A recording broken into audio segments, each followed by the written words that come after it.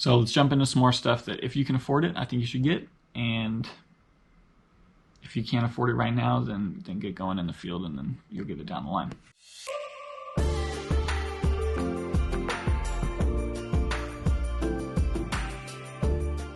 All right, let's start off with this 1/2-inch impact gun. Now I got the Mac one. I love this gun. A couple things I like about it. You got the battery level on the back, and you also have a power level on the front. So that 1, 2, and 3 is great because 3 is taking wheels and big bolts off, and 2 is putting them back on. If I put this to 2 and I run a lug bolt in on a car, and then I go to torque it, it will be just below the torque spec. Some people are like about that kind of stuff. It's fine. That's why these guns are adjustable. And it's really nice because if you go on with 2, you get all the way on there, it's probably never going to come off, but you can also set the car all the way onto the ground and then torque it just a little bit it needs, and it's freaking perfect. So I love the Mac gun.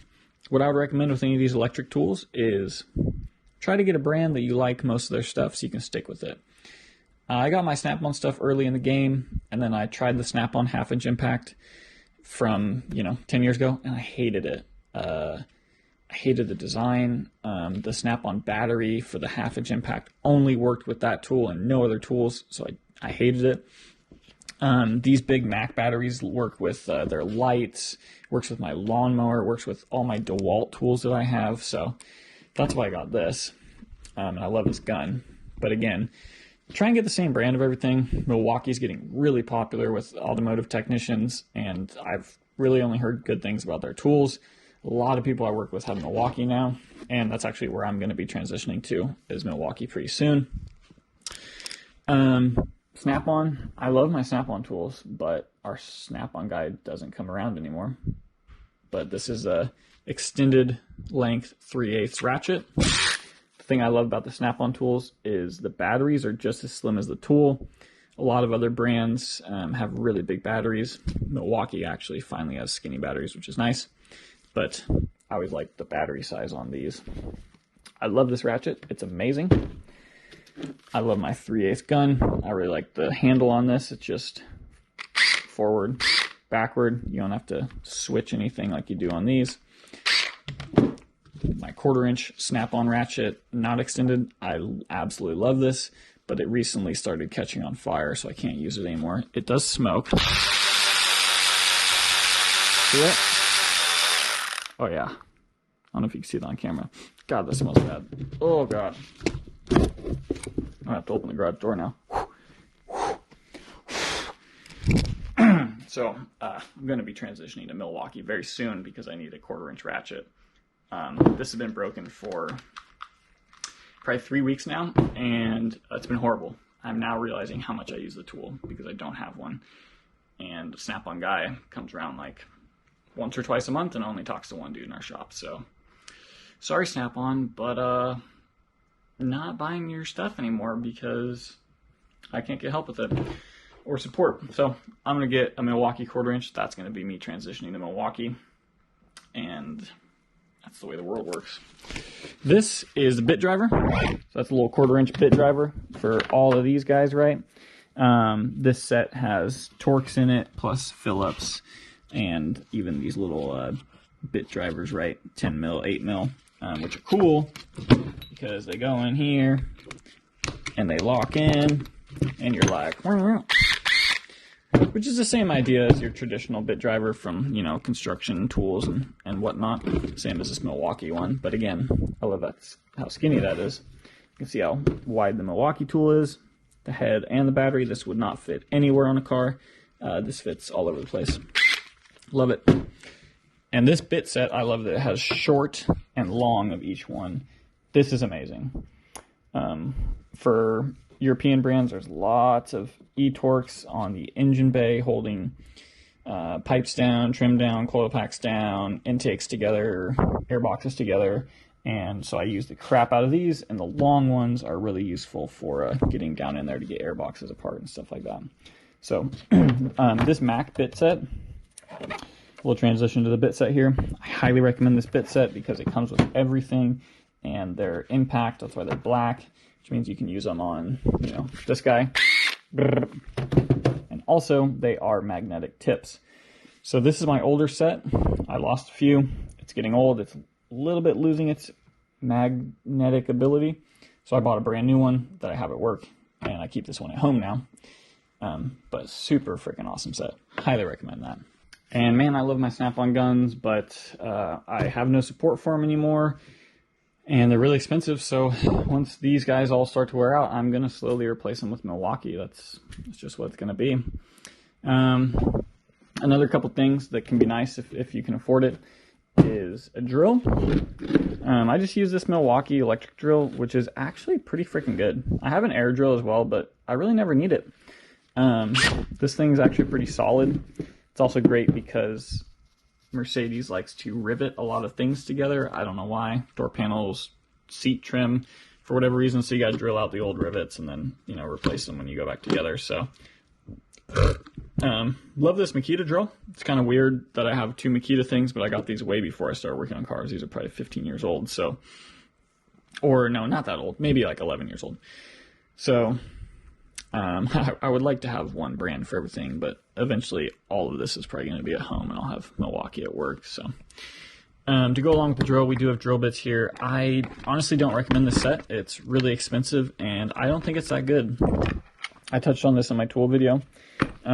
This Max set's not that great, and it was like $310.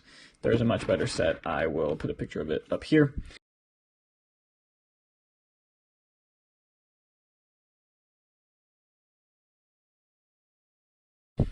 Finish this out with a couple more things here.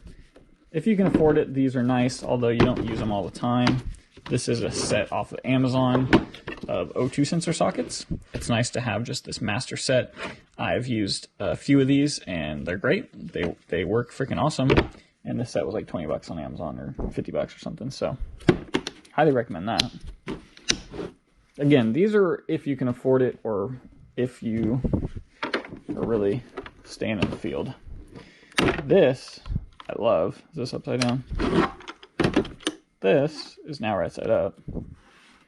This is a stubby Mac Tools Torx set. And the thing about these is they're specifically for stripped bolts. So if you look at the tip, it's got a little bit of an angle so it will dig into a stripped bolt. These are a lifesaver when you need them. The other reason I'm showing them here is just because they are stubby.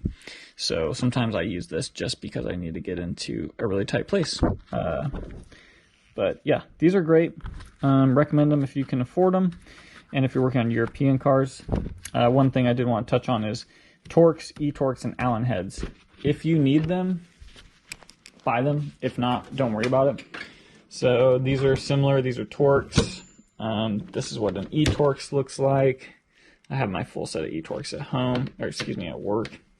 And these are all Torx. If you're working on European cars, you're going to need E-Torx and a Torx. I'll put the Max set that I have on here. It's a great starter set. It comes with a whole bunch of stuff. It's not that expensive.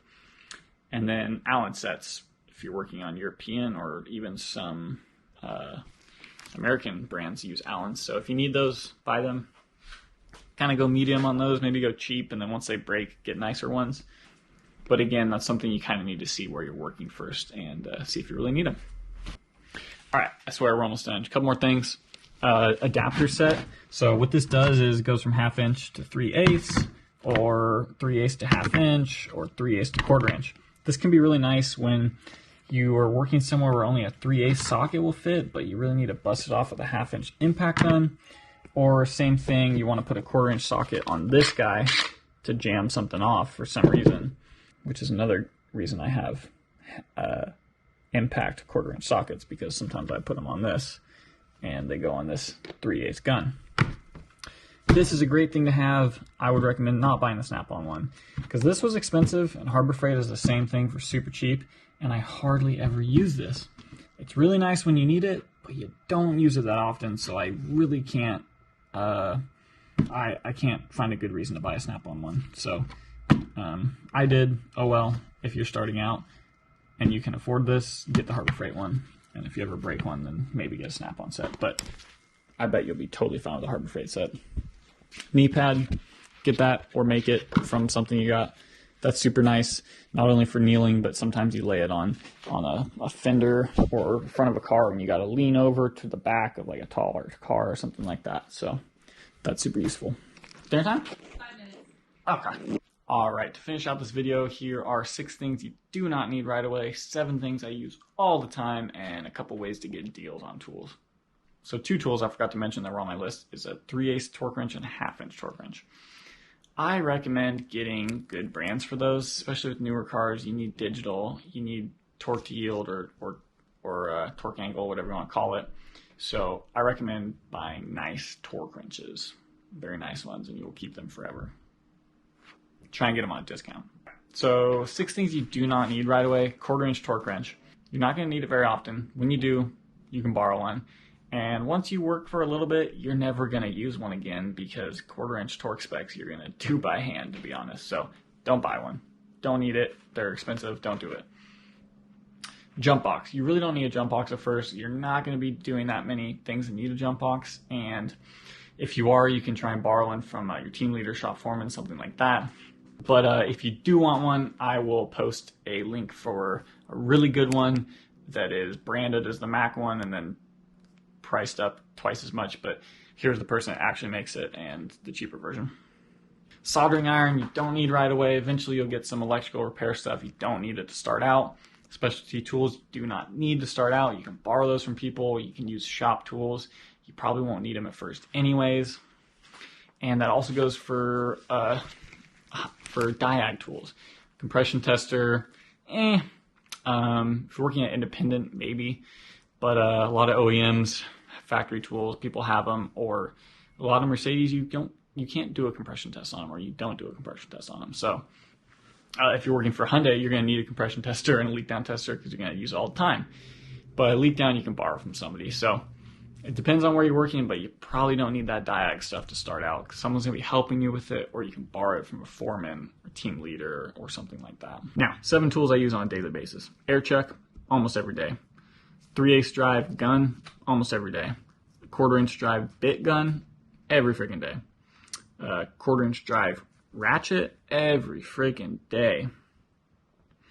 And then the 3/8 socket set and a 1/4 inch socket set. Those are by far the things I use the most. So if you watch this video, you get overwhelmed, you're like, what the holy shit.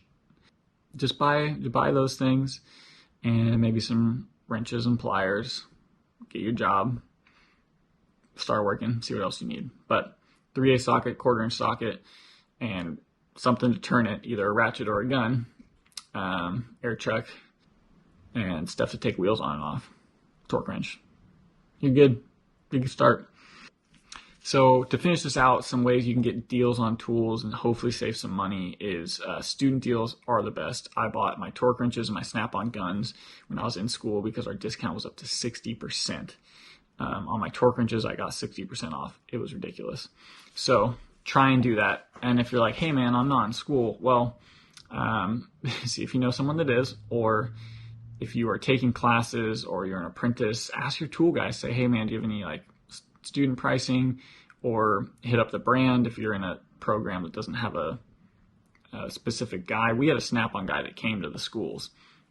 If you don't have that, but you're in school or at UTI, ask your instructors, see if they have anybody.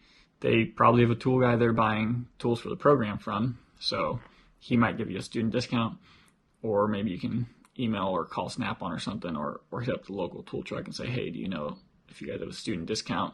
Here's where I'm going to school. Maybe they'll make you prove it with a transcript, but totally worth it because it can save you hundreds or thousands of dollars.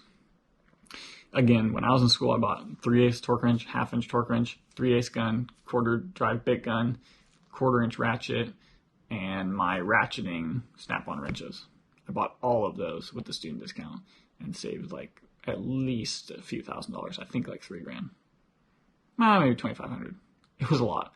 All that stuff was 40 to 60% off. So anyways, try and figure that out if you can. If you have a Mac guy, wait for their flyers to come out. Their flyers are always fantastic deals. I got a lot of stuff from the flyers. Great deals. I pretty much only bought stuff when it was on the flyers for a deal, like that plier set I talked about earlier. Pocket magnet, try and get that for free from the tool guy or when you buy something. And then the last thing to touch on would be dealer provided tools. A lot of shops are moving to providing tools for new guys coming in, making them hourly, and then if you work for 2 years or whatever, you get to keep your tools. 2 years might seem like a long time, but man, that's worth it. If you get a couple grand in tools, you're gonna add a few of your own things here and there, and then in 2 years, if you don't like it, you can go somewhere else and take your tools, or you'll probably like it there if you stay that long, and now your tools are yours. They have to pay you flat rate, and if you're in California, and you have a whole tool set from them plus the stuff you've added, and you're ready to go. So it seems like a bad thing. It definitely is a way for the dealers to pay techs less money when they come in starting, but it kind of makes sense for them to do that. And the first year or two is going to be mostly simple stuff to get in a rhythm and learn anyways, and learn about the brand you're working on. So it may suck a little bit, but just take every opportunity you can, even if it's boring or it's repetitive. If it's repetitive, then try and get fast and efficient at it, but keep it accurate. Don't fuck it up. Fast and efficient. And then if it's new stuff, learn. Try and find some people you can shadow, older guys, shop foremen, team leaders. If it's old dudes, take everything with a grain of salt, but they still have a lot of knowledge though. So if you're starting out, try and get most of the tools on this first sheet of my list here. Don't spend a whole bunch of money if you're starting out. Don't see my list and go buy Snap-on everything. If you need a box, Harbor Freight is awesome. I have this Harbor Freight box. I've had it for about 3 years now, and it's fantastic. If you have to buy a box, if you go to a dealer, they might provide one. I have dealer provided boxes at our work because I want the shop to look uniform. So they're all the same. But again, don't spend a whole bunch of money at the beginning. If you're starting out and they provide you tools or they give you shit work, you just got to do it. That's kind of any trade starting out, right? So take it all with a grain of salt, learn and absorb as much as you can, and don't spend too much money starting out. But hopefully this video helped. Hopefully this list helped you guys. If you got any questions, drop it below. If you have any suggestions, any tools I missed, or any really good deals on tools, drop it below and I'll pin the comment so people can find it. I already had some of that knowledge dropped on my other tool videos, so I'm going to try and put that in the description here and in the video. But again, thank you for watching. Like, subscribe, and if you're starting out, good luck. Peace.